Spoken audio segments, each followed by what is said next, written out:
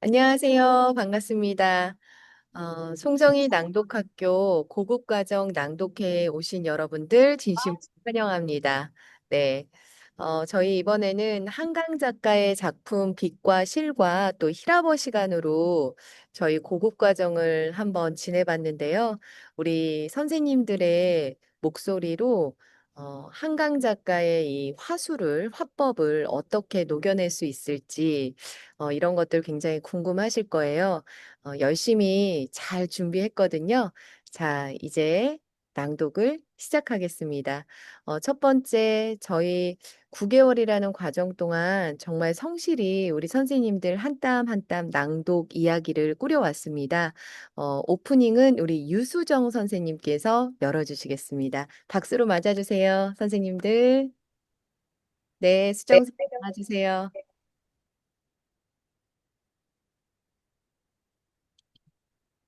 빛과 실로 엮은 한강 작품을 낭독하다. 안녕하십니까? 송정희 낭독학교 고급반 낭독회에 참여해주신 여러분, 반갑습니다.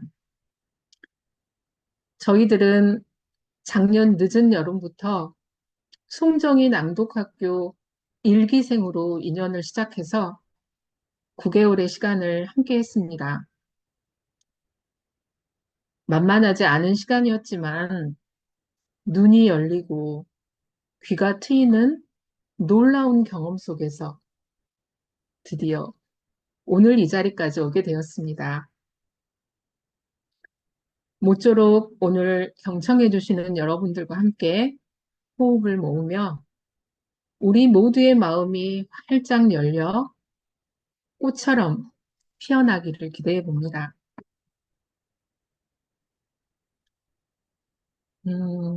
저는 낭독을 왜 하느냐는 질문을 지인들에게 자주 받습니다. 처음에는 이런저런 이야기들을 끌어다가 구차하고 길게 설명을 했었는데, 이제는 그게 좀 불편합니다. 그래서 이렇게 말을 하지요. 그냥 한번 해봐. 해봐야 알아. 작가의 글이 내 속에 들어오는 순간의 울림. 묵독으로는 아무리 읽어봤자 활자로만 존재하던 표현들이 펄펄 살아서 가슴을 두드릴 때 그 감동을 소리내서 낭독을 시작했더니 활자들이 살아나기 시작하더라고요. 그걸 어떻게 말로 다 설명을 하겠습니까? 그래서 많은 사람들이 낭독을 만나서 저와 같은 경험을 꼭 해볼 수 있으면 좋겠습니다. 어, 제가 오늘 낭독할 부분은 한강 작가의 빛과 실 중에서 작가가 긴 창작의 고통 끝에 소설을 출간하고 그 소설을 쓴, 그 소감을 쓴 출간 후에라는 부분입니다. 소설의 영광과 성공에 잠시 머물러도 좋았으련만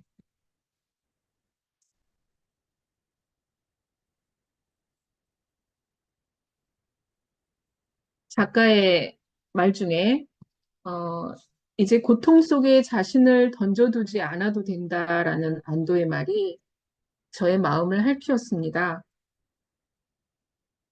그럼에도 작가는 자기에게 질문을 던지고 다시 회복하고 일어서면서 다시 글 쓰는 사람으로 돌아가더라고요.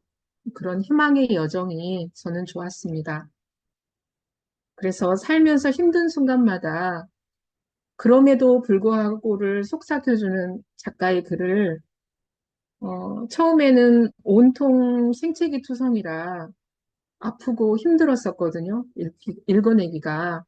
음, 근데 그럼에도 불구하고 읽지 않을 수 없는 이유가 아닐까라고 생각해 보았습니다. 이제 저의 낭독을 시작하겠습니다.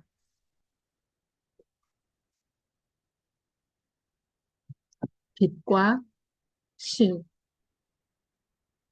한강 지음, 출판사 에크리.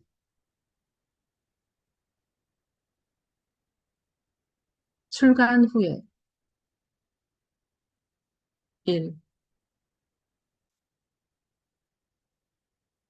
소설이 출간되었다. 살갗에서 눈이 녹는 감각을 기억하려고 손이 빳빳해질 때까지 눈을 쥐었다 켜기를 반복하지 않아도 된다. 눈이 내리기 시작할 때마다 가장 가까운 산을 향해 택시로 달려가지 않아도 된다. 더 이상 자료를 읽지 않아도 된다. 검색창에 학살이란 단어를 넣지 않아도 된다. 구덩이 안쪽을 느끼려고 책상 아래 모로 누워있지 않아도 된다. 울지 않아도 된다. 더 이상 눈물로 세수하지 않아도 된다. 바람 부는 자정에 천변길을 걷지 않아도 된다. 산 사람보다 죽은 사람들을 더 가깝게 느끼지 않아도 된다. 더 이상 이 소설을 포기하지 않아도 된다. 언젠가 이 소설에서 풀려날 날을 기다리지 않아도 된다.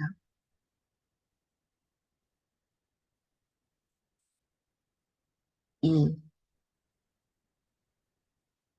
가벼워진다.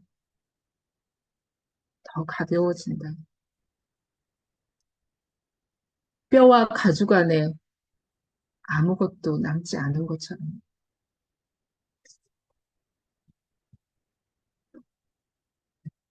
4. 한 가지 생각, 결심이 떠오른다. 다시 쓰면 된다. 소설을. 그것만이 다시 연결될 방법일까? 그런데 무엇과 연결되는 걸까? 나는 쓰기를 통해. 오직 쓰기만이 연결해주는 그걸 위해 나는 이렇게 헐벗은 채 준비되어 있는 걸까?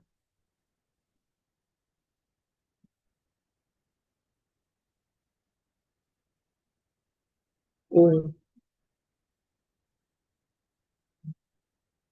그러나 여러 주 동안 고작 한 페이지를 쓰고 난 뒤 깨닫는다.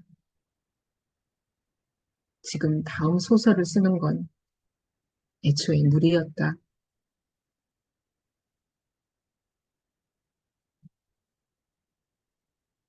6.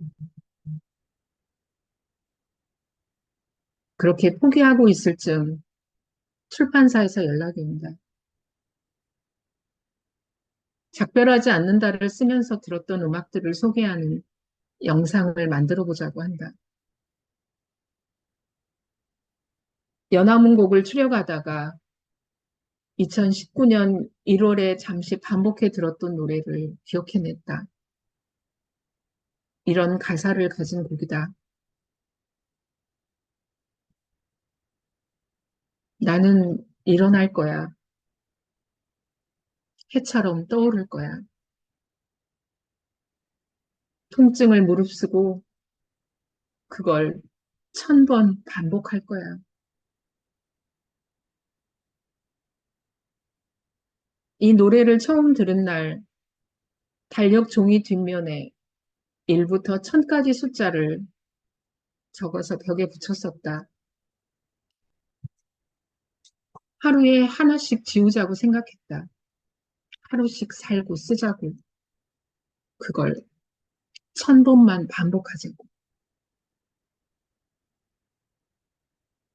너무 오래 잠을 못 자서 그런 생각을 했다. 남은 삶에는 평화도 희망도 없고 나빠질 일만 남았다는 결론에 다다라 있었어.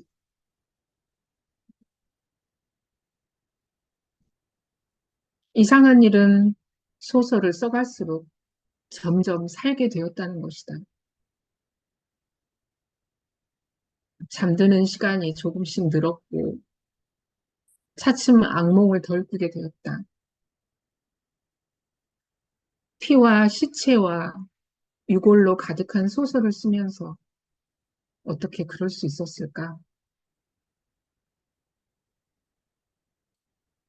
2020년 가을에 초고를 완성하면서 마지막 장면에서 경아가 성냥 불꽃을 켰을 때 알았다. 이것이 사랑에 대한 소설이라는 것.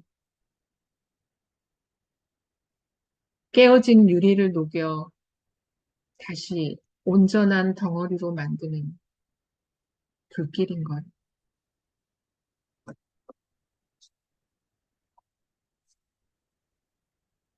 저의 낭독은 여기까지입니다. 들어주셔서 감사합니다. 다음은 우리 반의 귀염둥이고 알토란 같은 임석영 낭독가님을 소개하겠습니다. 임석영 낭독가님, 나와주세요. 안녕하세요. 저는 1화버 시간 중 이 장면이 가장 마음에 남았습니다. 이 부분을 모두 완벽히 이해하진 못했지만 이 내용이 주는 어떠한 느낌이 이 장면을 계속 상상하고 떠올리게 해주었습니다.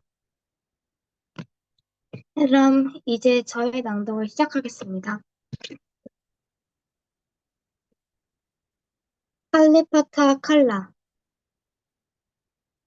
아름다움은 아름다운 것이다. 아름다움은 어려운 것이다. 아름다움은 고결한 것이다.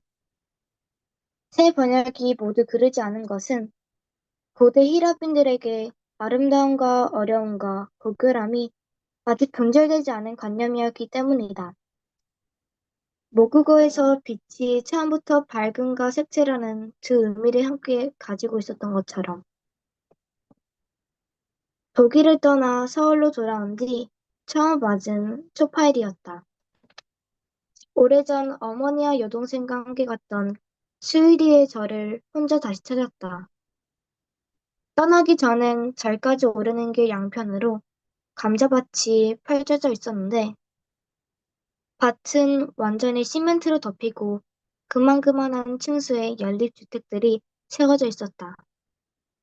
절의 일주문을 통과하고 나서야 세월을 비켜간 절의 모습을 볼 수 있었다. 경내에는 어떤 건물도 신축되지 않았고 탑과 종류는 오히려 그때보다 규모가 작아진 것 같았다. 그동안 내가 어른이 된 탓에 사물들이 조금씩 작게 느껴지는 것이다. 그 무렵만 해도 아직 밤에 자유롭게 움직일 수 있었으므로 나는 경내를 서성이며 어두워지기를 기다렸다. 나이 지긋한 불신도들이 그동안 세상을 떠나서인지 영등들의 수요는 줄어 있었다. 그러나 아름다움만은 여전했다. 아니, 오래전에 철없던 시절보다 더 아름답게 느껴졌다. 어렸을 때 보았던 연등이가 순정한 경이로움이었다면 이번엔 어딘가 사무치는 데가 있었다. 마침내 날이 접은 뒤 바람이 불 때마다 붉고 흰 지등의 안쪽에서 불빛이 흔들려 번지는 것을 지켜보며 나는 대중방 마루에 앉아 있었다. 아름다움과 성스러움이 처음에 서로에게서 떨어지지 않은 한 단어였다는 것을, 밝음과 색채 역시 그렇게 한 몸이었다는 것을 그때만큼 생생하게 실감한 적은 없었다. 법, 법당이 문을 닫는 11시가 다가왔을 때야 나는 몸을 일으켰다. 그때 갑자기 이상한 생각이 들었다. 일주문 쪽으로 걸음을 옮기며 집에 가자라고 뜻없이 입속으로 중얼거리는 순간이었다.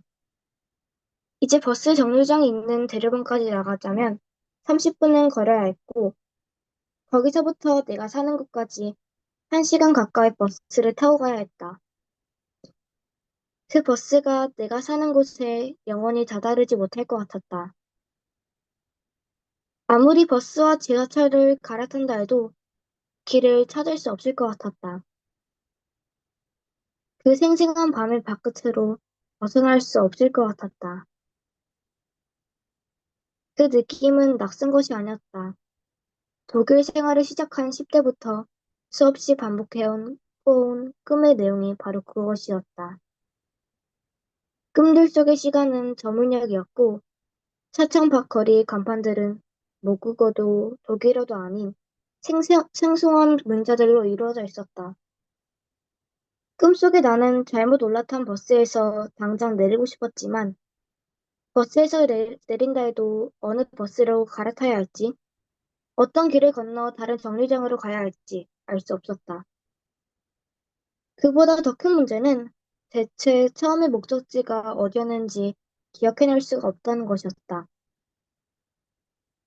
시시각각 어두워지는 거리를 뚫어지게 내다보며 뒷좌석에 그대로 앉아있는 것 말고는 할 수 있는 일이 없었다.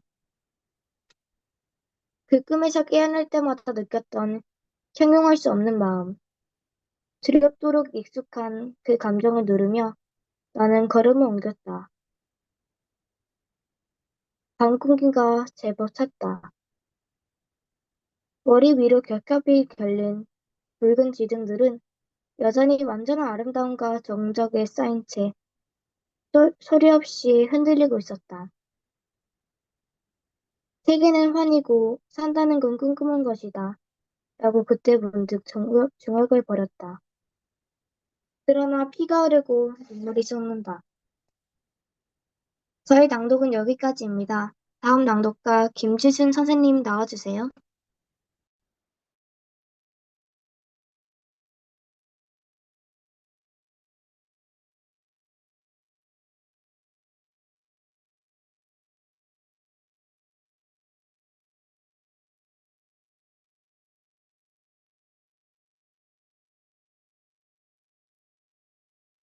네, 안녕하세요.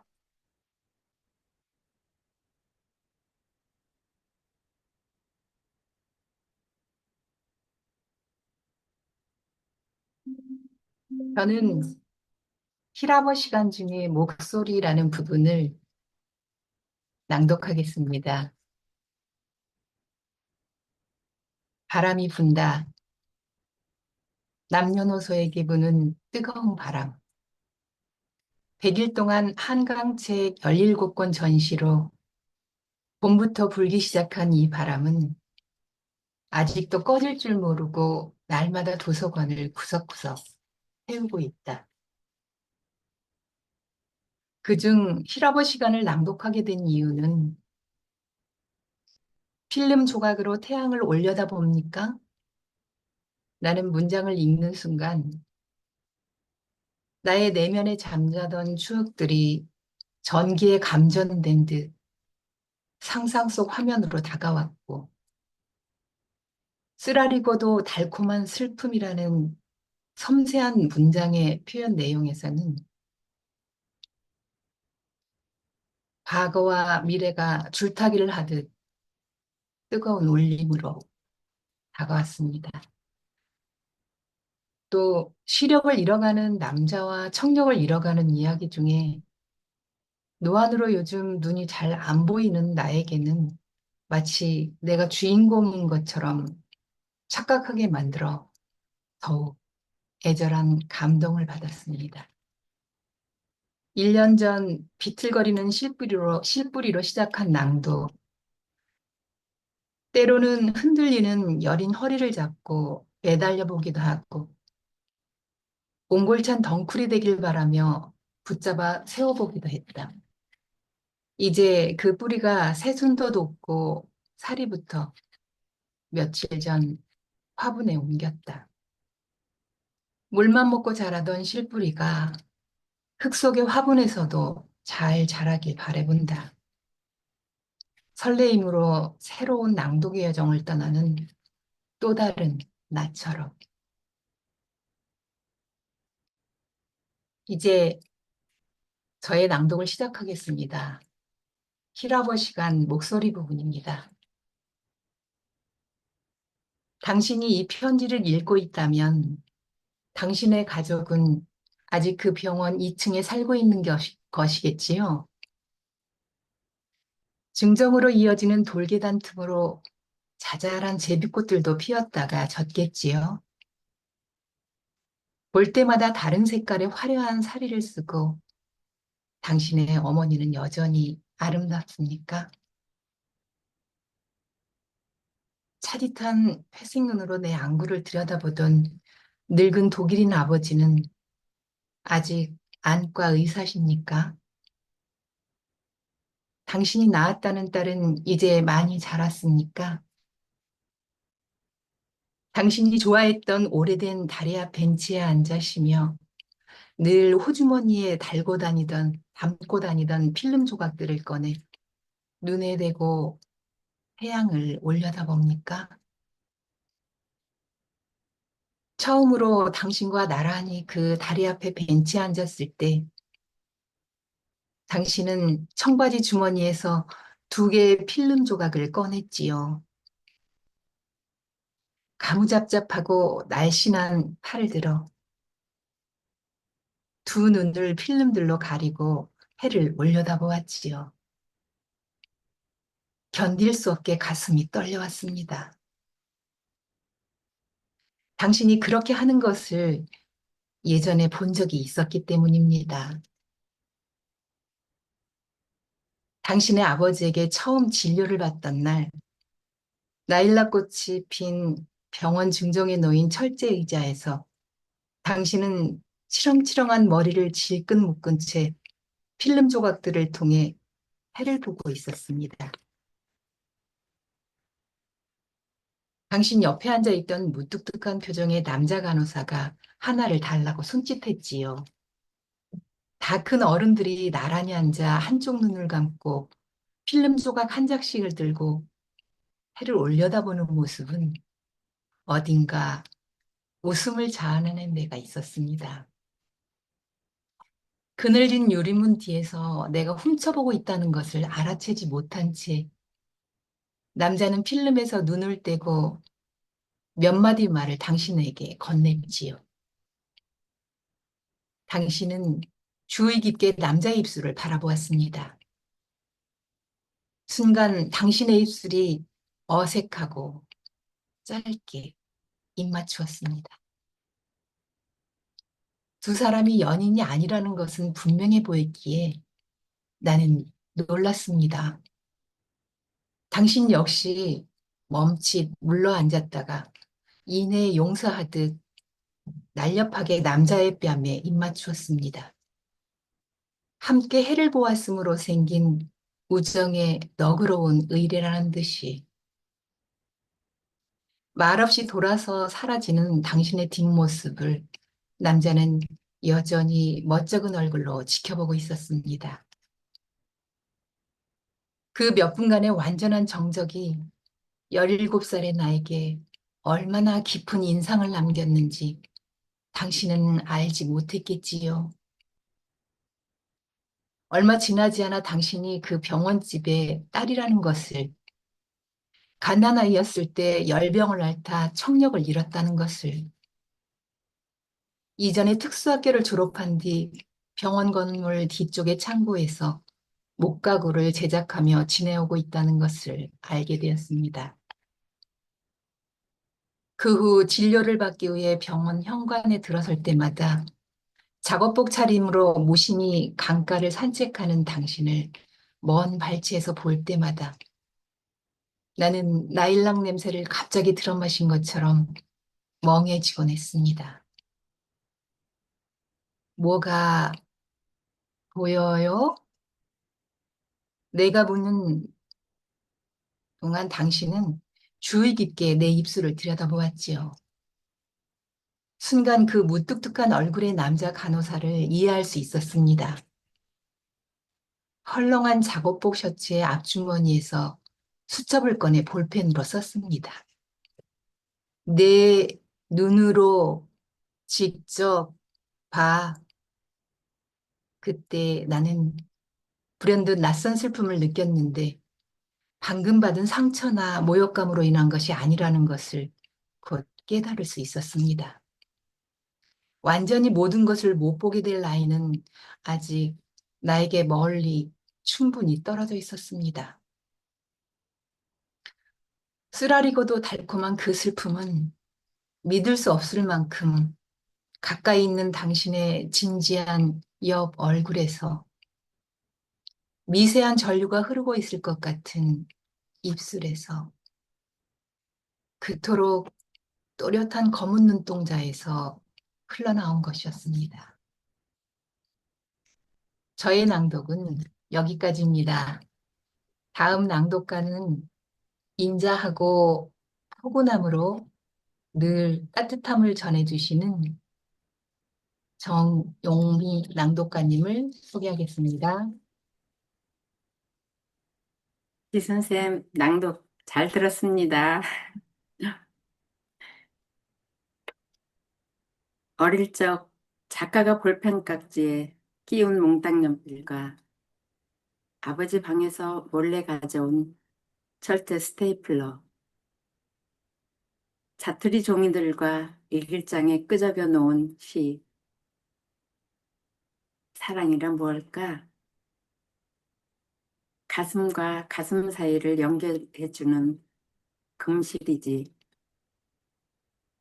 실과 세월을 연결하는 것 같습니다. 제가 코트와 나를 선택한 것은 처음 읽었을 때 나와 닮았다는 생각을 했습니다. 코트의 시간과 나의 시간이 같다는 공통점을 느끼며 코트가 터지고 보풀이 일고 늙어가는 것처럼 내 몸도 여기저기 작고 아픈 곳이 점점 많아지니 나를 매만지고 어르고 달래며 운동에 더 목을 맨다. 나와 코트처럼 서로를 안고 업고 그저 같이 걸어갈 뿐이다. 앞으로 낭독과 같이 걸어가는 길도 기대된다. 저의 낭독을 시작하겠습니다. 사랑이란 어디 있을까? 팔딱팔딱 뛰는 나의 가슴 속에 있지. 사랑이란 뭘까? 우리의 가슴과 가슴 사이를 연결해주는 금실이지. 40여의 시간을 단박에 건너 그 책자를 만들던 오후의 기억이 떠오른 건 그 순간이었다. 볼펜 깍지를 끼운 몽당 연필과 지우개 가루, 아버지의 방에서 몰래 가져온 커다란 철제 스테이플러, 곧 서울로 이사하게 된다는 것을 알게 된 뒤 그동안 자투리 종이들과 공책들과 문제집의 여백, 일기장 여기저기에 끄적여 놓았던 시들을 추려 모아두고 싶었던 마음도 이어 생각났다. 그 시집을 다 만들고 나자 어째서인지 누구에게도 보여주고 싶지 않아졌던 마음도 일기장들과 그 착재를 원래대로 구두 상자 안에 포개어 넣어두고 뚜껑을 덮기 전 이 시가 적은 면을 휴대폰으로 찍어두었다. 그 8살 아이가 사용한 단어 몇 개가 지금의 나와 연결되어 있다고 느꼈기 때문이다. 뛰는 가슴 속 내 심장, 우리의 가슴과 가슴 사이 그걸 잇는 금실, 빛을 내는 실.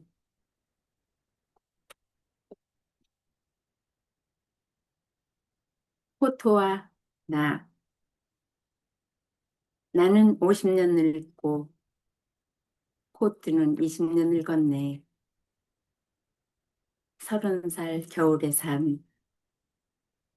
긴 겨울 외투는 평생 이거면 되겠다 했던 종아리를 덮는 검정색 코트. 안감은 미어지고 밑단 재봄은 두어 번 터졌다. 다시 감춰지고 양쪽 소매단에 까만 붓불이 물방울들 같이 맺힌 코트. 50년 늙은 내가 20년 늙은 코트를 입고 겨울볕 아래로 걸어가네. 벽에 걸어놓으면 코트는 나를 닮아 어깨가 수긋하고 텅 빈 안쪽 어둠을 안고 있는지 그저 놓아두고 있는지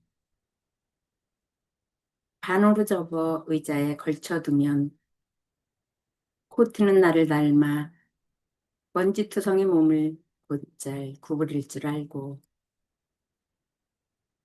어깨를 짚고 들어올리면 바닥에 스치며 무겁게 허리를 펼 줄도 알고 나는 50년 늙고 코트는 20년 늙어 팔을 뻗으면 소매가 순순히 따라오고 빛을 세우면 내 목은 움츠려져 거기 잠기고 내가 코트를 입을 때 코트가 나를 입는지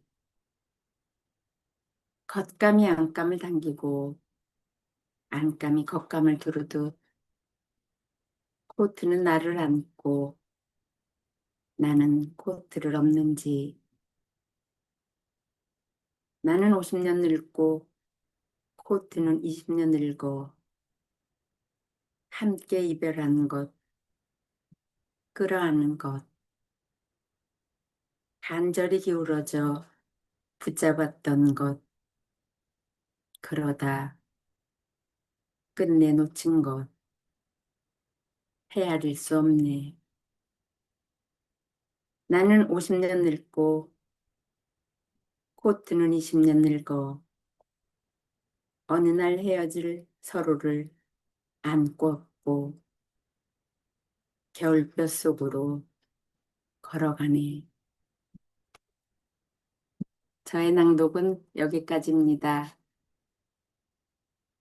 다음 낭독가님은 씩씩하고 톡톡 튀는 낭독가 윤미경 선생님입니다.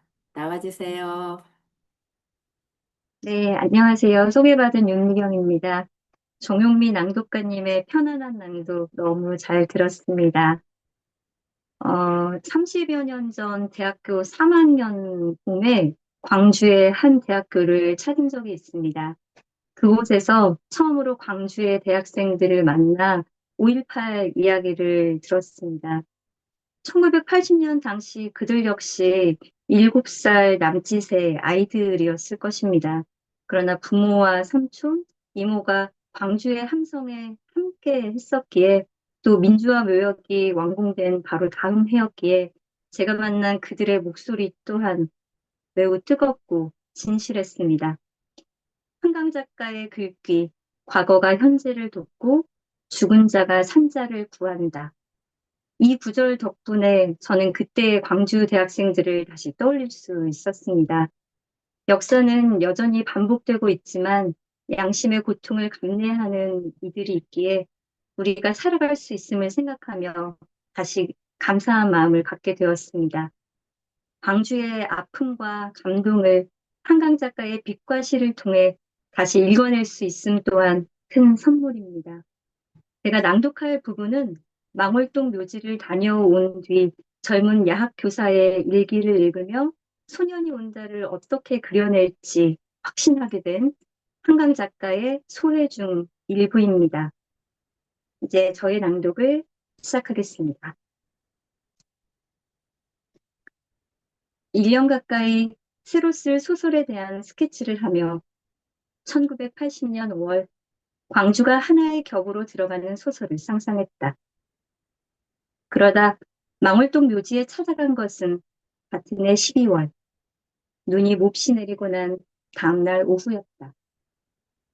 어두워질 무렵 심장에 손을 얹고 얼어붙은 묘지를 걸어 나오면서 생각했다. 광주가 하나의 겹이 되는 소설이 아니라 정면으로 광주를 다루는 소설을 쓰겠다고.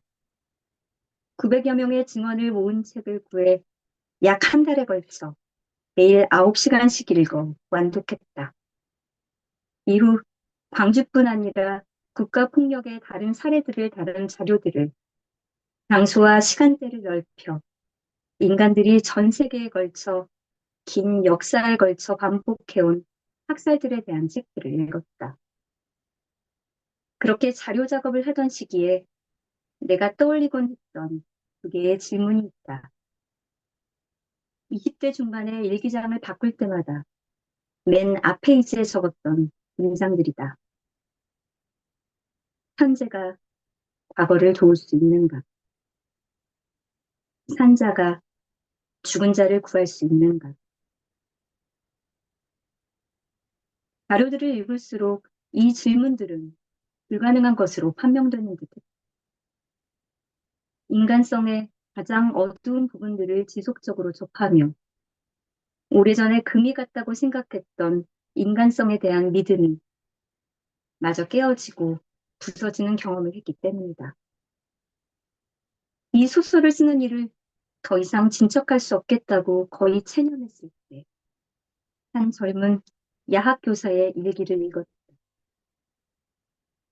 1980년 5월 당시 광주에서 군인들이 잠시 물러간 뒤 열흘 동안 이루어졌던 시민자치의 절대공동체에 참여했으며 군인들이 되돌아오기로 예고된 새벽까지 도청 옆 YWCA에 남아있다 살해되었던 수줍은 성격의 조용한 사람이었다는 박영준은 마지막 밤에 이렇게 썼다. 하느님, 왜 저에게는 양심이 있어 이렇게 저를 찌르고 아프게 하는 것입니까? 저는 살고 싶습니다. 그 문장들을 읽은 순간 이 소설이 어느 쪽으로 가야 하는지 벼락처럼 알게 되었다. 두 개의 질문을 이렇게 거꾸로 뒤집어야 한다는 것도 깨닫게 되었다. 과거가 현재를 도울 수 있는가? 죽은 자가 산자를 구할 수 있는가? 이후 이 소설을 쓰는 동안 실제로 과거가 현재를 돕고 있다고, 죽은 자들이 산자를 구하고 있다고 느낀 순간들이 있었다. 이따금 그 묘지에 다시 찾아갔는데 이상하게도 갈 때마다 날이 맑았다. 눈을 감으면 태양의 주황빛이 눈꺼풀 안쪽에 가득 찼다. 그것이 생명의 빛이라고 나는 느꼈다. 말할 수 없이 따스한 빛과 공기가 내 몸을 에워싸고 있다고. 12살에 그 사진첩을 본 이후 품게 된 나의 의문들은 이런 것이었다. 인간은 어떻게 이토록 폭력적인가? 동시에 인간은 어떻게 그토록 압도적인 폭력의 반대편에 설 수 있는가? 우리가 인간이라는 종에 속한다는 사실은 대체 무엇을 의미하는가? 인간의 참혹과 존엄 사이에서 두 벼랑 사이를 잇는 불가능한 허공의 길을 건너려면 죽은 자들의 도움이 필요했다. 이 소설의 주인공인 어린 동호가 어머니의 손을 힘껏 끌고 햇빛이 비치는 쪽으로 걸었던 것처럼 당연하게도 나는 그 망자들에게, 유족들과 생존자들에게 일어난 어떤 일도 돌이킬 수 없었다. 할 수 있는 것은 내 몸의 감각과 감정과 생명을 빌려드리는 것뿐이었다. 소설의 처음과 끝에 촛불을 밝히고 싶었기에 당시 시신을 수습하고 장례식을 치르는 곳이었던 상무관에서 장면을 시작했다.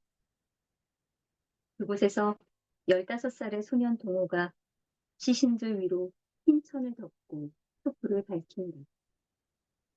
파르스름한 심장 같은 불꽃의 중심을 응시한다. 이 소설의 한국어 제목은 소년이 온다이다. 온다는 오다라는 동사의 현재형이다. 너라고 혹은 당신이라고 이인칭으로 불리는 순간 희끄무레한 어둠 속에서 깨어난 소년이 혼의 걸음걸이로 현재를 향해 다가온다. 점점 더 가까이 걸어와 현재가 된다. 인간의 잔혹성과 존엄함이 극한의 형태로 동시에 존재했던 시공간을 광주라고 부를 때 광주는 더 이상 한 도시를 가리키는 부유명사가 아니라 복명사가 된다는 것을 나는 이 책을 쓰는 동안 알게 되었다. 시간과 공간을 건너 계속해서 우리에게 되돌아오는 현재형이라는 것을 바로 지금 이 순간에도. 제 낭독은 여기까지입니다. 다음 낭독가는 저희 반의 귀요미 김서연 낭독가입니다. 작가님 나와주세요.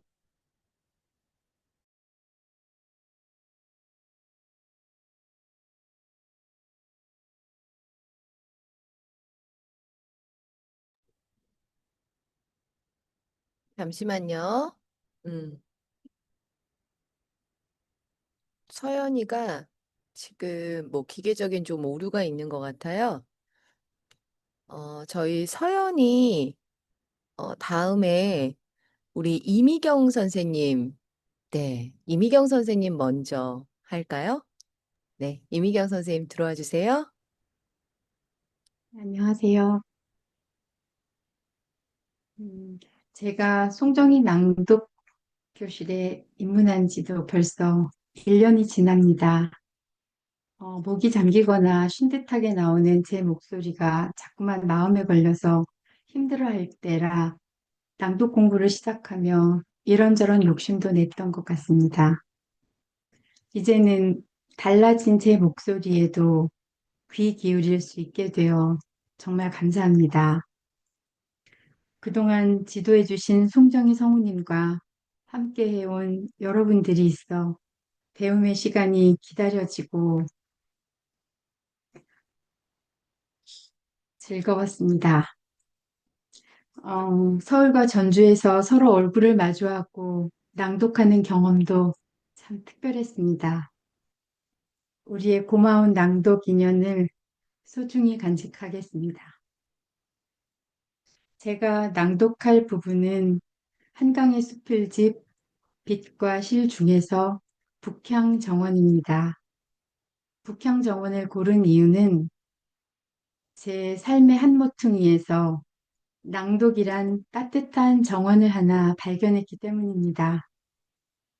여러분과 남은 제 삶의 정원도 따스하게 빛나길 바라며 북향정원에 햇빛을 주기 위해 15분마다 쓰기를 멈춘 작가의 정성을 배우고 싶습니다. 이제 저의 낭독을 시작하겠습니다.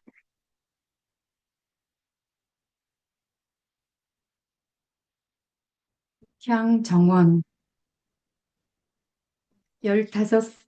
15평 대지에 딸린 10평 집을 3년 전 봄에 샀다.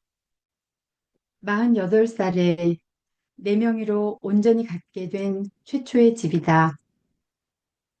조용한 보행자 골목에 있다는 점, 해를 가리는 높은 건물이 주변에 없는 단층 집이라는 점이 마음에 들었다. 무엇보다 대문을 열고 들어선 순간 조그만 다른 세계에 들어온 것처럼 느껴졌던 설명할 수 없이 온화한 공기의 감각이 좋았다. 여름에 잔금을 치른 뒤 최소한으로 집을 고쳤다. 대문을 여닫고 출입하기 위한 한 평 공간을 제외하면 마당은 약 4평 정도인데 집의 일조량을 확보하려면 화단을 북쪽 벽에 붙여야 했다. 가로 180cm, 세로 40cm의 긴 직사각형 땅에 흙을 채우고 벽돌로 반뼘 높이의 턱을 쌓은 것이 정원의 밑그림이 되었다. 봄이 되면 뭘 심을까? 궁리하며 그의 겨울을 보내는 동안 가장 자주 떠오른 것은 라일락 향기였다. 대학 시절 학교 소문 근처 골목을 걷다가 어느 집 담장 안에서 흘러나온 라일락 향기에 놀라 멈춰 섰던 기억이 나서였다. 마침내 봄이 되어 무척 앳되어 보이는 조경사님을 소개받았다. 평생 도시 사람으로 살아온 나로서는 제대로 나무들을 심어낼 자신이 없었기 때문이다. 집으로 찾아온 조경사님을 만나 1시간 동안 이야기를 나눈 끝에 조촐한 목록을 완성했다. 미스킴 라일락, 청단풍, 불두화, 옥잠과 호스타와 맹문동. 몇 주 뒤 조경사님이 식물들을 가져왔다. 삽으로 화단의 흙을 깊이 파고 뿌리가 다치지 않게 조심조심 심고 커다란 조리개로 물을 듬뿍 준 다음 조경사님은 앞으로의 관리법을 알려주었다. 그늘에서도 잘 자라는 아이들이긴 하지만 그래도 건강하게 크려면 거울을 이용하시는 것도 좋아요. 거울이요? 놀라 되묻는 나에게 그는 설명했다. 남쪽으로 비치는 햇빛을 주는 거예요. 반사시켜서. 여기는 종일 빛이 없잖아요. 남쪽으로 비치는 햇빛을 주는 거예요. 그 말을 들은 밤, 각도가 조절되는 탁상용 거울 3개를 주문했다. 여기는 종일 빛이 없잖아요. 그 거울들을 적당한 각도로 눕혀 햇빛을 모아 나무들에게 보내주며 1년쯤의 시간을 보낸 뒤 같은 거울 3개를 더 주문했다. 올봄에는 추가로 2개를 더 주문해서 이젠 8개가 되었다. 햇빛이 무엇인지 나는 정확히 알지 못했다. 이 정원을 갖게 되기 전까지는. 20대 후반까지 단독주택에 살긴 했지만 가장 많은 시간을 보낸 수유리 집에서 내 방은 북향이었던 데다 남향 거실은 마당 건너 2층 집에 막혀 있어 햇볕의 움직임을 제대로 관찰할 기회가 없었다. 이제 나는 햇빛에 대해 조금 안다고 말할 수 있다. 나무들에게 햇빛을 주는 날이면 그 속력에 맞추기 위해 꽤 바쁘게 하루를 보내야 한다. 모든 나무들에게 고루 빛을 쬐어주려면 8개 거울의 각도와 위치를 약 15분에 한 번씩 옮겨 주어야 한다. 지구가 자전하는 속도의 감각을 그렇게 익히게 되었다. 마찬가지로 지구가 공전하는 속도의 감각도 자연스럽게 배우게 되었다. 계절에 따라 햇빛의 각도가 달라지기 때문에 거울을 배치하는 위치를 약 사흘마다 조금씩 바꾸어야 한다. 거울로 햇빛을 붙잡아 나무들에게 비춰주면 흰 북쪽 벽에 빛의 창문이 생긴다. 잎과 가지들의 그림자가 그 안에서 음각화 같은 형상을 만든다. 햇빛이 잎사귀들을 통과할 때 생겨나는 투명한 연두빛이 있다. 그걸 볼 때마다 내가 느끼는 특유의 감각이 있다.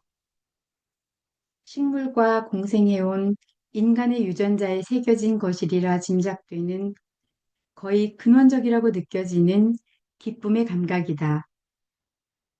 그 기쁨에 홀려 15분마다 쓰기를 중지하고 마당으로 나와 거울들의 위치를 바꾼다. 더 이상 포집할 빛이 없어질 때까지 그 일을 반복한다. 남쪽으로 비치는 햇빛을 주는 거예요. 거울로 반사시켜서. 그렇게 내 정원에는 빛이 있다. 그 빛을 먹고 자라는 나무들이 있다. 잎들이 투명하게 반짝이고 꽃들이 서서히 열린다. 이 일이 나의 형질을 근본적으로 바꾸고 있다는 것을 지난 3년 동안 서서히 감각해 왔다. 이 작은 장소의 온화함이 침묵하며 나를 안아주는 동안 매일, 매 순간, 매 계절 변화하는 빛의 리듬으로 2022 제 낭독은 여기까지입니다.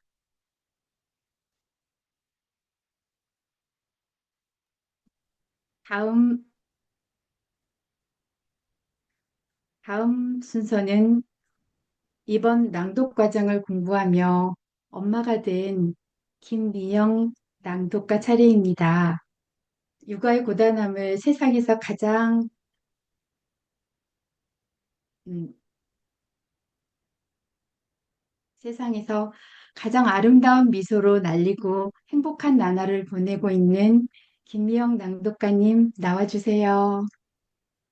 네, 안녕하세요. 예쁘게 소개해 주셔서 감사합니다. 네, 이미경 선생님 낭독 잘 들었습니다.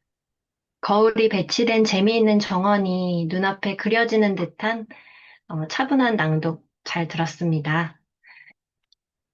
저는 제가 낭독할 부분을 읽으며 저의 어린 시절 오래된 기억이 떠올랐습니다. 말을 배워 제법 대화가 가능할 무렵인 것 같습니다. 제가 엄마에게 배가 아프다고 했는데 엄마는 혹시 배고픈 건 아니냐고 물으셨습니다. 저는 혼란스러웠습니다. 배가 아픈 건지 고픈 건지 도저히 구분이 되지 않았습니다. 너무 의아하고 알 수 없어서 계속 골똘히 생각했던 게 저에게 남아있는 첫 번째 기억입니다. 감각을 언어로 완벽하게 표현한다는 것은 불가능할 것입니다. 제가 낭독할 부분에는 감정과 말이 서로에게 영향을 주는 내용이 담겨 있습니다. 인간이 느끼는 추상적인 감정과 감각을 보다 보편적이고 일반적인 언어로 번역한다면 그 언어가 원래의 감정과 감각에도 영향을 줄 수밖에 없겠다는 생각이 듭니다. 여주인공이 말과 언어를 가지지 않았을 때는 그 어떤 것도 번역할 필요 없이 그저 바라보고 또 지워지면 그만이었습니다. 저의 어릴 적 세상에 언어가 없을 때 흘려보냈던 그 감각들을 배가 아프다, 배가 고프다, 배가 부르다 등의 말로 분류하고 번역해 나가며 다른 사람과의 소통이 가능해졌습니다. 언어가 소통을 위해 필요하지만 때로 진실된 소통을 방해할 수도 있겠다는 생각이 듭니다.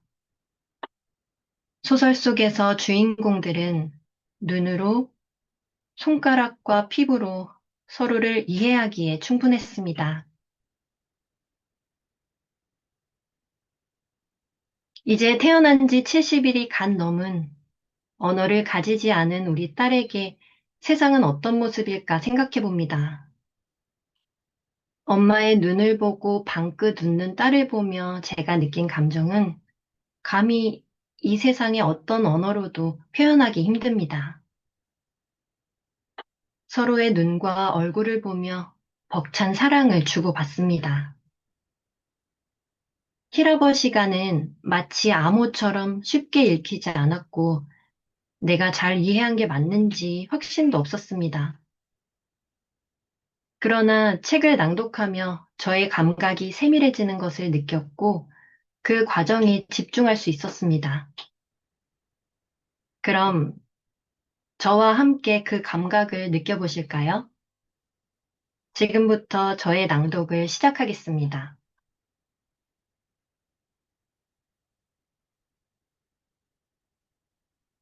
계단으로 통하는 비상구 앞에서 누군가가 뒤에서 여자의 팔을 붙든다.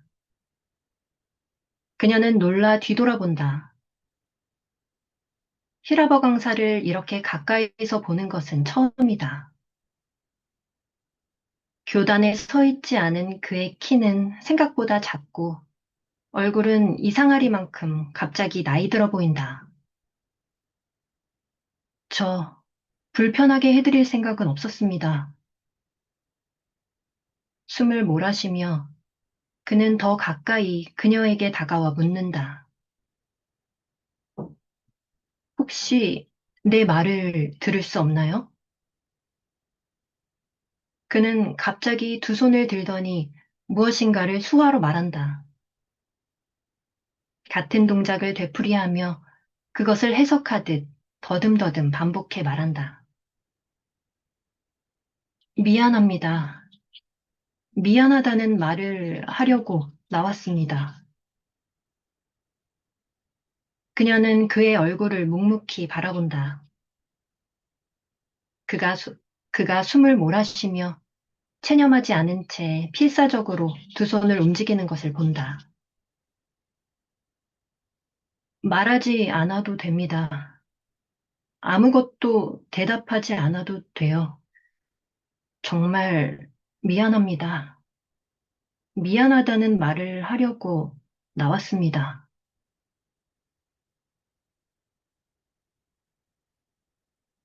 고속도로 방음벽 옆으로 1차선의 일방 통행로가 길게 뻗어 있다.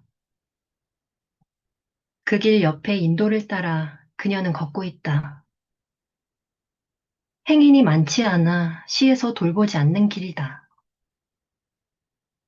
깨어진 보도블록들 틈으로 질긴 풀들이 무성하게 자라있다. 아파트에서 담장 대신 심은 빽빽한 아카시아 나무들은 검고 굵은 팔 같은 가지들을 서로를 향해 힘껏 펼치고 있다.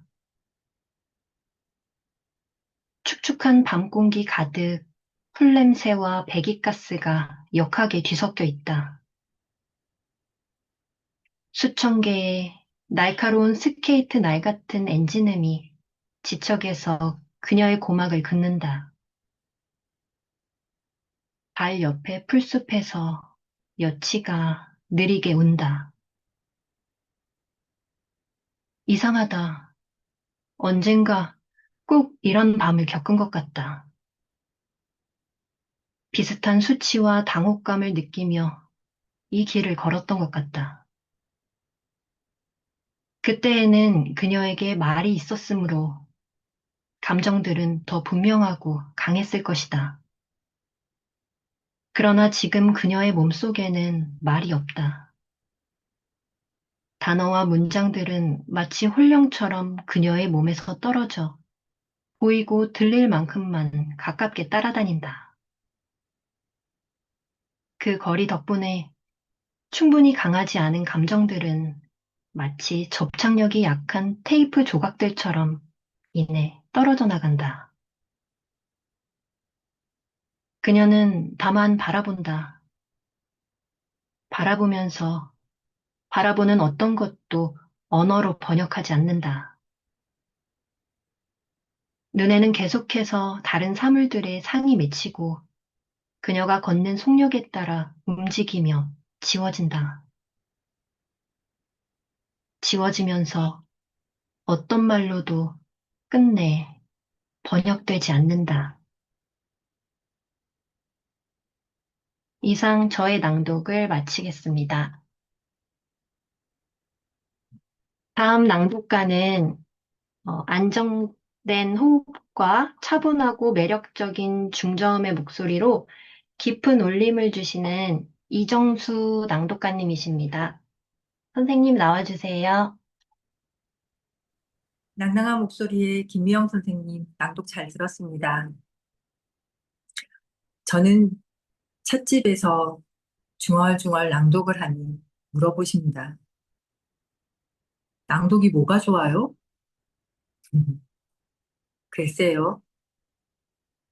그냥 제게는 차 우리는 것과 다르지 않은 것 같습니다.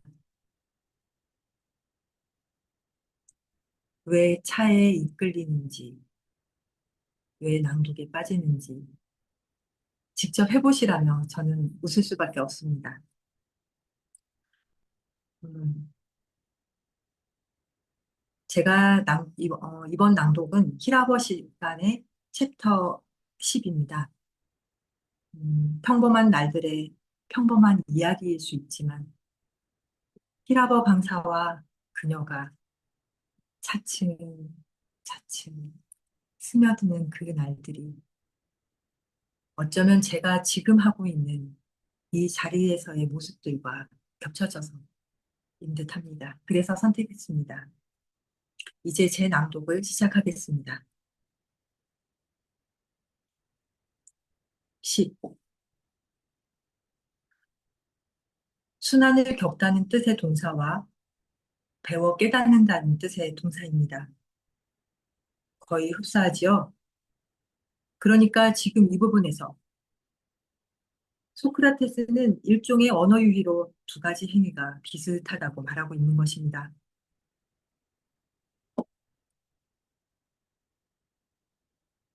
그녀는 무심코 팔꿈치로 누르고 있던 육각형패를 빼낸다. 얼얼한 팔꿈치를 한번 문지른 뒤 흑판에 적힌 두 단어를 공책에 옮겨 적는다.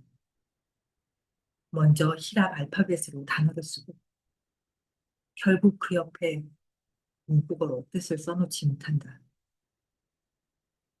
대신 왼주먹을 들어 주름기 없는 두 눈을 문지른다. 히라버 강사의 헤스한 얼굴을 올려다본다. 그의 손이 움켜쥔 백목을 하얗게 마른 핏자국 같은 모국어 문자들이 선명하게 흙판에 박혀 있는 것을 본다.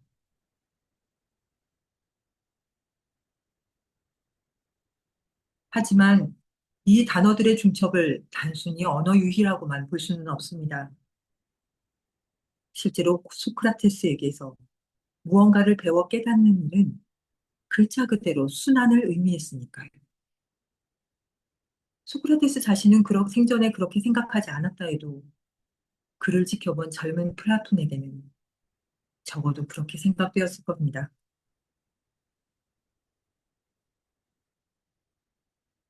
기둥 옆에 앉은 중년의 사내가 식은 자판기 커피를 훌쩍인다.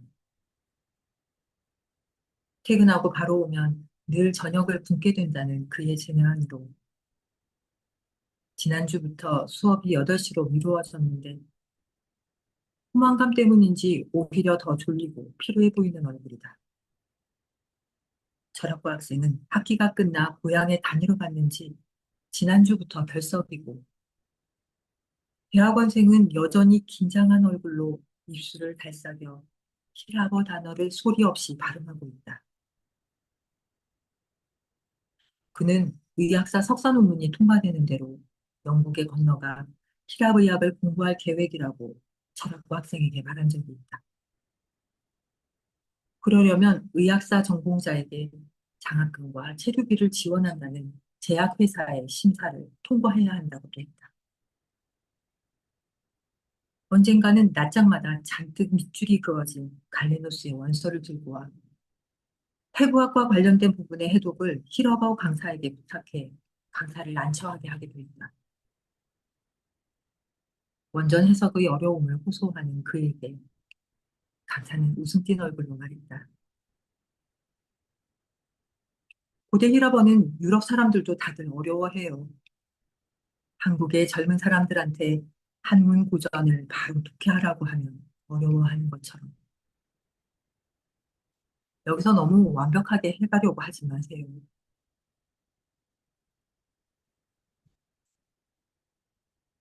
어느 날 갑자기 자신이 아테네에서 가장 지혜로운 사람이라는 델포이 신전의 신탁을 받은 뒤 좌충우돌이라고밖에 부를 수 없을 그의 인생의 후반부가 시작되었습니다.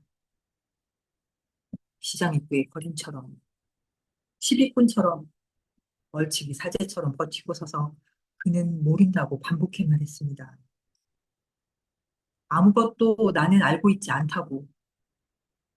누구든 좋으니 제발 나에게 지혜를 가르쳐 달라고.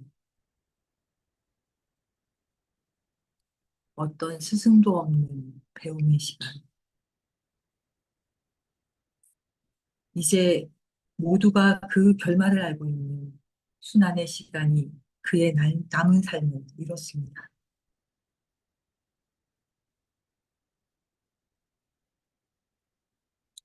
그녀는 여전히 히라버 강사의 헬스한 얼굴을 올려다보고 있다. 흙편에 씌어진 모국어 단어들이 그녀의 오른 주먹 안쪽에 땀으로 축축해진 육각연필의 매끈한 표면에 소리 없이 묶여져 있다. 그녀는 그 단어들을 알지만 동시에 알지 못한다. 구역질이 그녀를 기다리고 있다. 그 단어들과 관계를 맺을 수 있지만 관계를 맺을 수 없다. 그것들을 쓸 수 있지만 쓸 수 없다. 그녀는 고개를 숙인다. 조심스럽게 숨을 내쉰다. 들이마시고 싶지 않다. 깊게 들이마신다. 제 낭독은 여기까지입니다. 제가 오늘 너무 많이 떨려서 너무 많은 실수를 했습니다. 너무 창피해요. 어우, 진짜. 다음은 톡톡 튀는 에너지로 저희 반에 밝음을 주시는 조미숙 선생님이십니다. 선생님 나와주세요. 정수쌤의 낭독은 깊게 우려낸 찬물 같다는 생각이 듭니다. 오늘 제가 낭독할 부분은 히라버 시간의 어스름입니다. 어스름의 사전적 의미는 조금 어둑한 상태나 그런 때를 뜻하는 것으로 주로 해질녘이나 새벽의 빛이 희미하게 보이는 시간을 말합니다. 저는 초여름 해질녘의 어스름을 좋아합니다. 한낮의 더운 열기가 빠져나가고 사람들은 집으로 돌아가는 그 느른한 시간이 저를 평온함으로 이끌기 때문입니다. 여기 히라버 시간의 남자는 새벽 어스름 속을 걷길 좋아합니다. 모든 사물의 몸에서 새어나오는 빛이 자신의 두 눈 속으로 스며드는 일을 기적이라 여기지요. 시력이 약해져 눈이 보이지 않으면 가장 먼저 사라져갈 시간, 어스름. 이젠 눈을 감는 것과 뜨는 것이 다르지 않을 정도로 시력을 잃었지만 남자는 여전히 매일 밤 불을 끄며 가슴 떨려 합니다. 어떻게 이 남자는 이제는 상상만으로 걸을 수 있는 새벽 어스름 속 산책을 생각하며 가슴 떨려 할 수 있을까요? 저는 작가가 글로 담아내는 이 남자의 마음을 낭독으로 전하고 싶어졌습니다.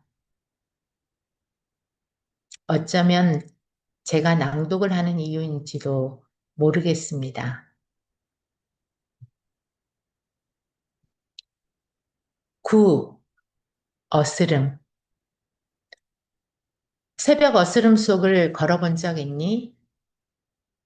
사람의 육체가 얼마나 따뜻하고 연약한 것인지 실감하며 차가운 공기 속으로 발을 내딛는 새벽. 모든 사물의 몸에서 파르스름한 빛이 새어나와 방금 잠이 씻긴 두 눈 속으로 기적처럼 스며들어오는 새벽. 키리의 그 거리 끝에 아파트 2층에 우리가 살았던 시절 새벽이면 늘 그렇게 혼자 골목을 걷곤 했어. 공기에서 푸른 기운이 가실 때쯤 집으로 돌아오면 부모님과 넌 아직 잠들어 있었지. 바깥보다 어두운 실내를 밝히려고 나는 가등을 켜고 깨끗한 허기를 느끼며 냉장고를 뒤졌어. 몇 알에 호두를 꺼내 우물거리며 발 뒤꿈치를 들고 살금살금 내 방으로 들어가곤 했어. 이제 그 모든 일들은 나에게 불가능한 것이 되었어. 충분히 밝은 시간, 밝은 장소에서만 뜻대로 움직일 수 있으니까. 다만 상상할 뿐이야. 동틀 무렵 지금 새든 집을 나서서 차량도 행인도 드문 어둑한 거리를 통과해 오래전 우리가 살았던 수유리 집에 다다를 때까지 걷고 또 걷는 내 몸을. 수유리의 우리 집 기억하니? 방이 4개나 되는 당시로선 꽤 넓은 편이었지만 외풍이 심해 겨울을 나기 힘든 빌라였지. 동양이라 더 춥다고 어머니는 불평하시곤 했지만 난 그게 더 좋았어. 새벽에 깨어서 거실로 나오면 모든 가구들이 푸른 헝겊에 쌓여 있는 것 같았지. 파르스름한 실들이 쉴 새 없이 뽑아져 나와 싸늘한 공기를 그득 채우는 것 같은 광경을 내복 바람으로 넋없이 바라보며 서 있곤 했어. 마치 황홀한 한각 같던 그 광경이 약한 시력 때문이라는 걸 그땐 알지 못했지. 보고 싶은 나나 고집불통 기차 핫통 나나 내가 눈이 안전히 먼다 해도 지혜를 얻지 못할 사람이라는 걸 너는 알지. 마음의 눈따위가 결코 떠지지 않을 사람이라는 걸. 혼란스러운 수많은 기억들, 예민한 감정들 속에서 길을 잃고 말 거라는 걸. 타고난 그 어리석음 속에서 기다리고 있다는 걸. 무엇을 기다리는지 모르면서 다만 끈질기게.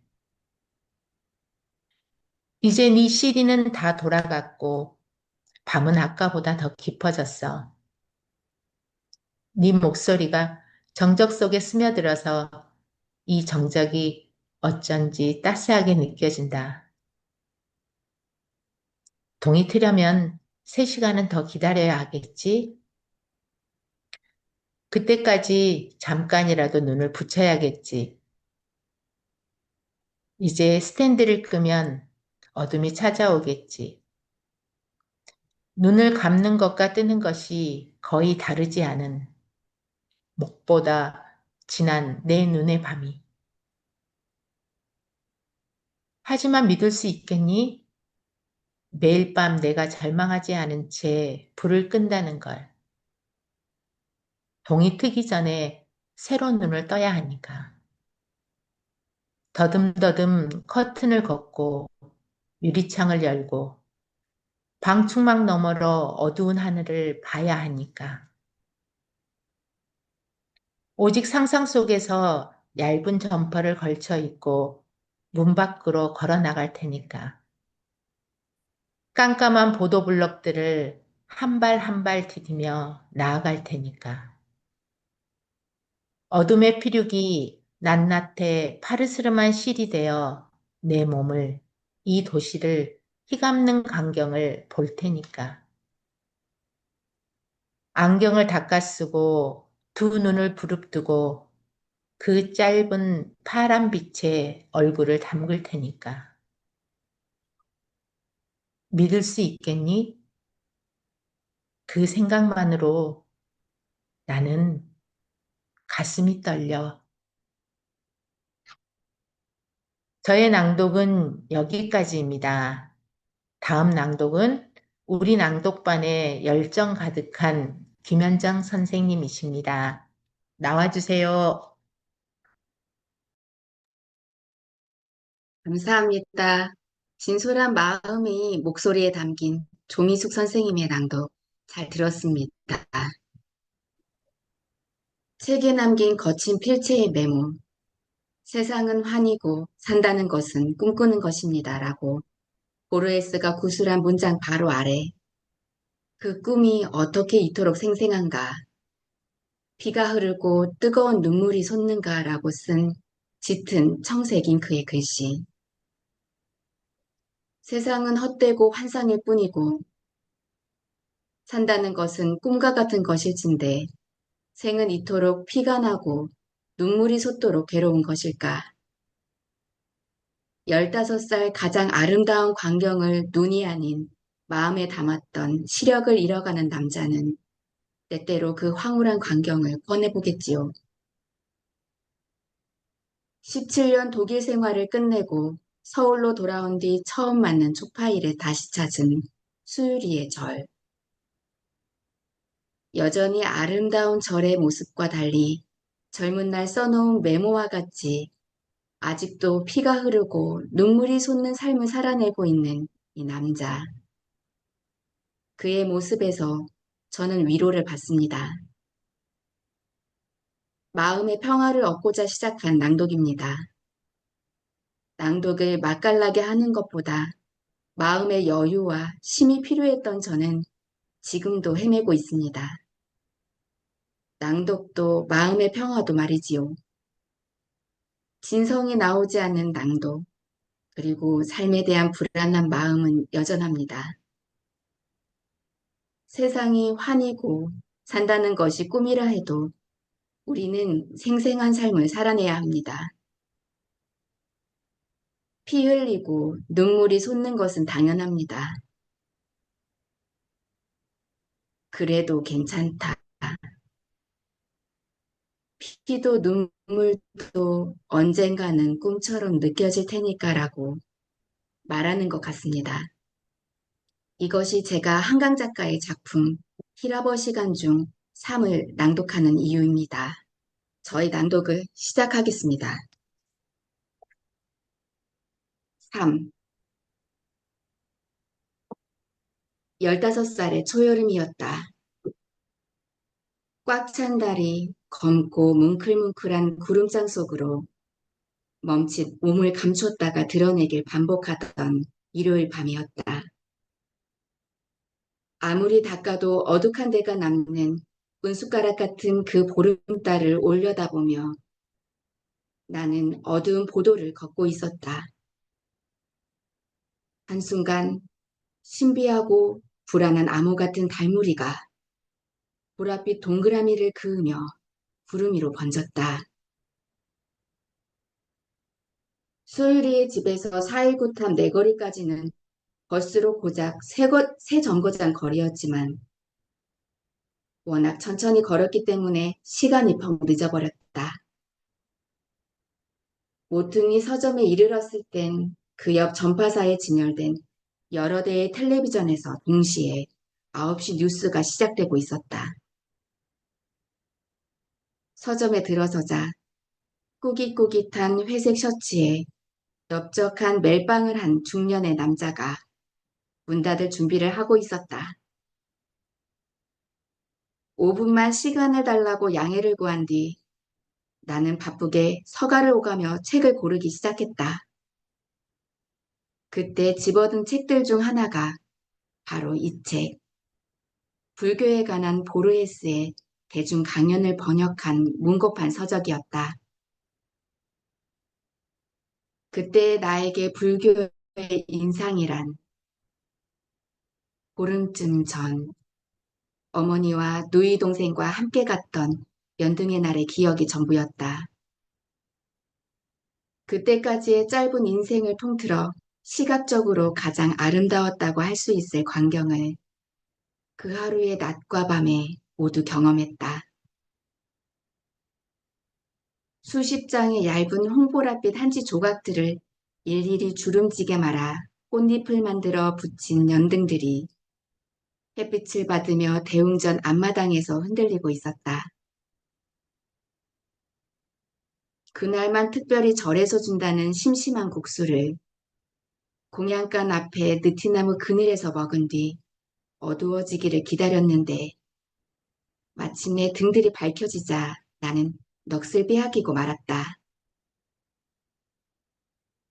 따스한 촛불의 빛이 안쪽에서 고요히 새어나오는 먹색 어둠 속에서 겹겹이 흔들리는 수백 송이의 붉고 흰 지등들. 이제 그만 집에 가야지. 어머니가 채근했지만 나는 걸음을 뗄 수 없었다. 2달 뒤면 가족 모두 한국을 떠나야 한다는 말을 어머니로부터 들은 일요일 오전.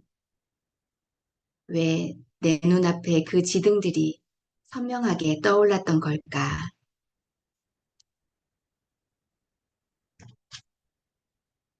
독일에서 보낸 17년 동안의 나는 그 책들을 천천히 반복해서 읽었다.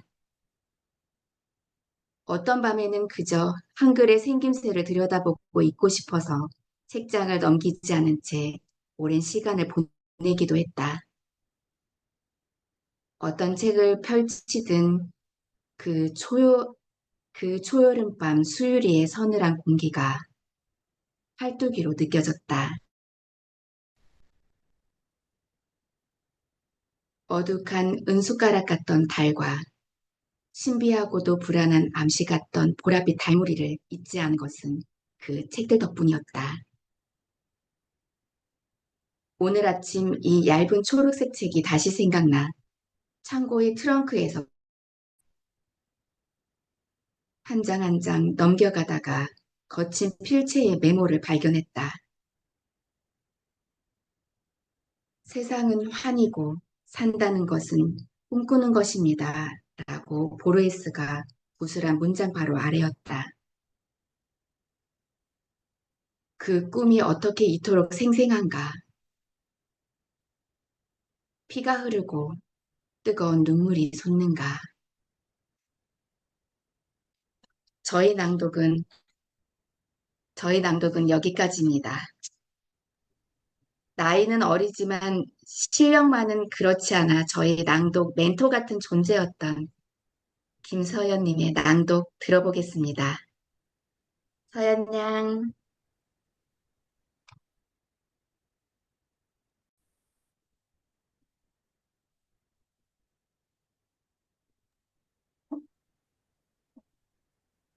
서연아, 잘 들려?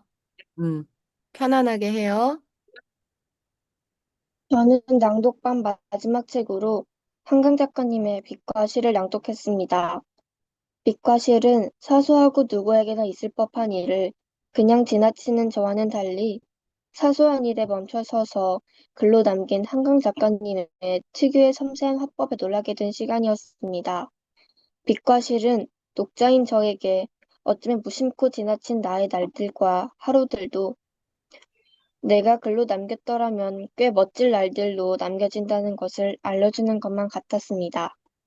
그럼 지금부터 저의 낭독을 시작하겠습니다. 빛과 실.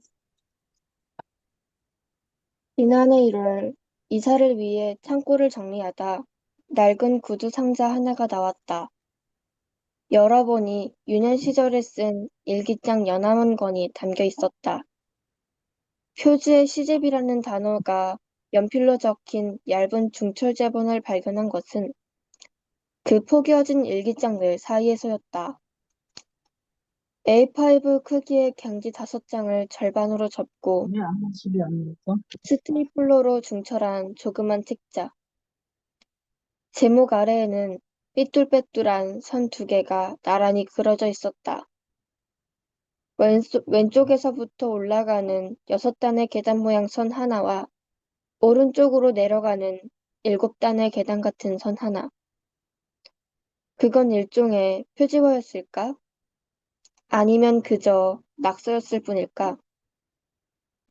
책자의 뒤쪽 표지에는 1979라는 연도와 내 이름이, 내지에는 모두 8편의 시들이 표지 제목과 같은 연필 필적으로 또박또박 적혀 있었다. 페이지 하단마다에는 각기 다른 날짜들이 시간 순으로 기입되어 있었다. 8살 아이답게 천진하고 서툰 문장들 사이에서 4월의 날짜가 적힌 시 한 편이 눈에 들어왔다. 다음에 두 행짜리 연들로 시작되는 시였다. 사랑이란 어디 있을까? 팔딱팔딱 뛰는 나의 가슴 속에 있지. 사랑이란 무엇일까? 우리의 가슴과 가슴 사이를 연결해주는 금실이지. 40여 년의 시간을 단박에 건너 그 책자를 만들던 오후의 기억이 떠오른 건 그 순간이었다. 볼펜 깍지를 끼운 몽땅연필과 지우개가루, 아버지의 방에서 몰래 가져온 커다란 철제 스테이플러, 곧 서울로 이사하게 된다는 것을 알게 된 뒤 그동안 짜투리 종이들과 공책들과 문제집의 여백, 일기장 여기저기에 끄적여 놓았던 시들을 추려 모아두고 싶었던 마음도 이어 생각났다. 그 시집을 다 만들고 나자 어째서인지 누구에게도 보여주고 싶지 않았던 마음도 일기장들과 그 책자를 원래대로 구두 상자 안에 포개어 넣고 뚜껑을 덮기 전 이 시가 적힌 면을 휴대폰으로 찍어두었다. 그 8살 아이가 사용한 단어 몇 개가 지금의 나와 연결되어 있다고 느꼈기 때문이다. 뛰는 가슴 속 내 심장, 우리의 가슴과 가슴 사이, 그걸 잇는 금실, 빛을 내는 실. 지난해 1월 낡은 구두 상자에서 찾아낸 중철 제본에서 1979년 4월에 나는 2개의 질문을 스스로에게 하고 있었다. 사랑이란 어디 있을까? 사랑은 무엇일까? 한편 작별하지 않는다를 출간한 2021년 가을까지 나는 줄곧 다음의 두 질문이 나의 핵심이라고 생각해왔었다. 세계는 왜 이토록 폭력적이고 고통스러운가? 동시에 세계는 어떻게 이렇게 아름다운가? 이 두 질문 사이의 긴장과 내적 투쟁이 내 글쓰기를 밀고 온 동력이었다고 오랫동안 믿어왔다. 첫 장편소설부터 최근의 장편소설까지 내 질문들의 국면은 계속해서 변하며 앞으로 나아갔지만 이 질문들만은 변하지 않는 일관된 것이었다고. 그러나 2, 3년 전부터 그 생각을 의심하게 되었다. 정말 나는 2014년 봄 소년이 온다를 출간하고 난 뒤에야 처음으로 사랑에 대해, 우리를 연결하는 고통에 대해 질문했던 것일까? 첫 소설부터 최근의 소설까지. 어쩌면 내 모든 질문들의 가장 깊은 격은 언제나 사랑을 향하고 있었던 것 아닐까? 그것이 내 삶의 가장 오래고 근원적인 배움이었던 것은 아닐까? 사랑은 나의 심장이라는 개인적인 장소에 위치한다고 1979년 4월의 아이는 썼다. 팔딱팔딱 뛰는 나의 가슴 속에 있지. 그 사랑의 정체에 대해서는 이렇게 대답했다. 우리의 가슴과 가슴 사이를 연결해주는 금실이지. 소설을 쓸 때 나는 신체를 사용한다. 보고, 듣고, 냄새 맡고, 맛보고, 부드러움과 온기와 차가움과 통증을 느끼는 심장이 뛰고 갈증과 허기를 느끼고 걷고 달리고 바람과 눈비를 맞고 손을 맞잡는 모든 감각의 세포들을 사용한다. 필멸하는 존재로서 따뜻한 피가 흐르는 몸을 가진 내가 느끼는 그 생생한 감각들을 전류처럼 문장들에 붙여넣으려고 하고 그 전류가 읽는 사람들에게 전달되는 것을 느낄 때면 놀라고 감동한다. 언어가 우리를 잇는 실이라는 것을 생명의 빛과 전류가 흐르는 그 실에 나의 질문들이 접속하고 있다는 사실을 실감한 순간에 그 실에 연결돼 주었고 연결되어 줄 모든 분들에게 마음 깊이 감사 인사를 드린다. 노벨문학상 수상 강연문. 가장 어두운 밤에도 8살 때의 어느 날을 기억합니다. 주산학원의 오후 수업을 마치고 나오자마자 소나기가 퍼붓기 시작했습니다. 맹렬한 기세여서 20여 명의 아이들이 현관 처마 아래 모여 서서 비가 그치길 기다렸습니다. 도로 맞은편에도 비슷한 건물이 있었는데 마치 거울을 보는 듯 그 처마 아래에서도 수십 명의 사람들이 나오지 못하고 서 있는 모습이 보였습니다. 쏟아지는 빗발을 보며 팔과 종아리를 적시는 습기를 느끼며 기다리던 찰나 갑자기 깨달았습니다. 나와 어깨를 맞대고 선 사람들과 건너편의 저 모든 사람들이 나로 살고 있다는 사실을. 내가 저 비를 보듯 저 사람들 하나하나가 비를 보고 있다. 내가 얼굴에 느끼는 습기를 저들도 감각하고 있다. 그건 수많은 1인칭들을 경험한 경이의 순간이었습니다. 돌아보면 제가 문학을 읽고 써온 모든 시간 동안 이 경이의 순간을 되풀이해 경험하고 있었던 것 같습니다. 언어라는 시를 통해 타인들의 페북까지 흘러들어가 내면을 만나는 경험. 내 중요하고 절실한 질문들을 꺼내 그 실에 실어 타인들을 향해 전류처럼 흘려보내는 경험. 어렸을 때부터 궁금했습니다. 우리는 왜 태어났는지, 왜 고통과 사랑이 존재하는지. 그것들은 수천 년 동안 문학이 던졌고 지금도 던지고 있는 질문들입니다. 우리가 이 세계에서 잠시 머무는 의미는 무엇일까요? 이 세계에서 우리가 끝끝내 인간으로 남는다는 건 얼마나 어려운 일일까요? 가장 어두운 밤에 우리의 본성에 대해 질문하는 이 행성에 깃들인 모든 사람들과 생명체들의 1인칭을 끈질기게 상상하는 끝끝내 우리를 연결하는 언어를 다루는 문학에는 필연적으로 체온이 깃들어 있습니다. 그렇게 필연적으로 문학을 읽고 쓰는 일은 생명을 파괴하는 행위들의 반대편에 서 있습니다. 폭력의 반대편인 이 자리에 함께 서 있는 여러분과 함께 문학을 위한 이상의 의미를 나누고 싶습니다. 감사합니다. 노벨문학상 수상소감. 더 살아낸 뒤. 더 살아낸 뒤. 죽기 전의 순간, 이런 생각을 할 수 있을까?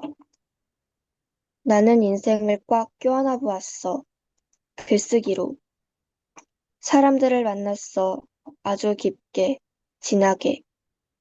글쓰기로. 충분히 살아냈어. 글쓰기로. 햇빛.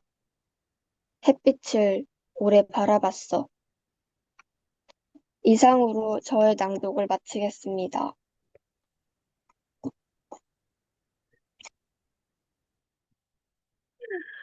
아유, 우리 서연이의 낭독이 끝나지 않았으면 좋겠네요.